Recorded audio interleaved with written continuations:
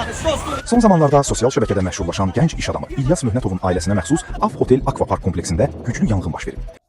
Hamımızın tanıdığı bir adam var. İlyas.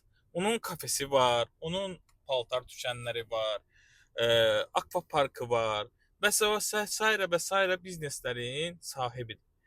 Və Azərbaycanda deyəndə ki, iş yoxdur, güc yoxdur, qazanc yoxdur, hər kəs imenni bu İlyası bizə nümunə kimi göstərirdi ki, Azərbaycanda qazanan qazanır. Vəbşə dünyada nə olursan ol, kim olursan ol, qazanan oğlan hər yerdə qazanır. Qeyd edim ki, bunların ilk obyekti deyil yanan. Bundan qabaq da Eurohome adlı mebel dükanları yanmışdı. Yanmanın səbəbi hər dəfəsində göstərilmir, nədən yandı, qısa qapanmaza getdi, söhbət bağlandı. Amma mən sizə səbəbi deyə bilərəm. Səbəb odur ki, bu insan Azərbaycanda işlətdiyi hər biznesdə qiymətləri çox aşağı edir.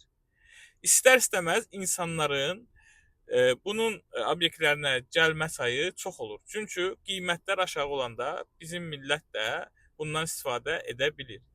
İndi siz baxın, rayonlarda obyekt açdı, vurdular bunun obyektlərini. Bakıda obyektlərini yandırırlar. Bu o deməkdir ki, Azərbaycanda sən qazanmaq üçün gərək hamıya vaxtı-vaxtına çatdırasan və düşünməyəsən milləti. Yalnız özünü düşünəsən və öz cibini düşünəsən. Yox, əgər sən milləti düşünsən, səni cəzalandıracaqlar. Necə ki, İlyası və ailəsinin neçən səfərdir artıq cəzalandırırlar.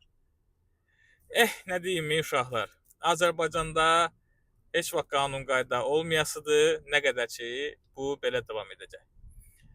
Nə deyim sizə, heç nə arzulamıram. Baxın, sadəcə baxın.